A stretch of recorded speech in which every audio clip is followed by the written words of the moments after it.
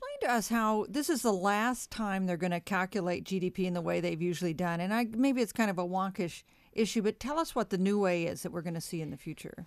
Essentially, they're going to add two new sectors to the GDP, and that's going to be entertainment, movies, books, and research and development.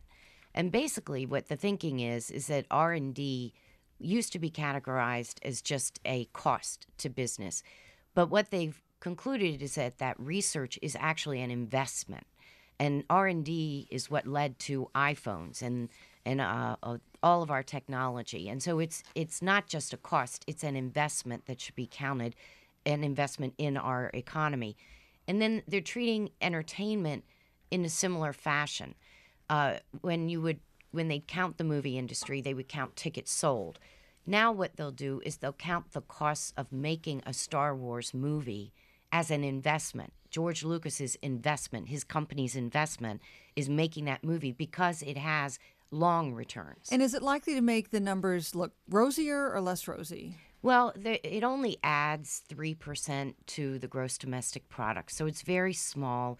I think a Post article said it's like adding Belgium to the United States. So it's a tiny ad. Okay, no insult to the people in Belgium who may be listening to the show. Yes, my apologies. Lovely Belgium. Lovely Belgium. Love your chocolate. But here's the part of the story that I really love, and that is that they're going to go all the way back to the beginning, way back, beginning of last century when they started to calculate the GDP, and they're going to adjust it.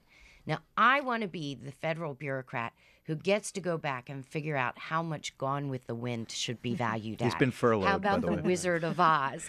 And what literature do they choose over that century? I think that's going to be really interesting. I think the one thing that's relevant about this going forward is to understand both economically and as far as the government organizes itself that research and development is not a sunk cost. It's not a lost cause. It is actually a productive part of ways American businesses operate. And we should count it as such, that it is an investment, and you can have something 5 years from now be a real GDP reflection of something you did and invested in 5 years before that. I think that's not just a statistical measurement. I think it's a way of communicating to ourselves what things matter in business and how much.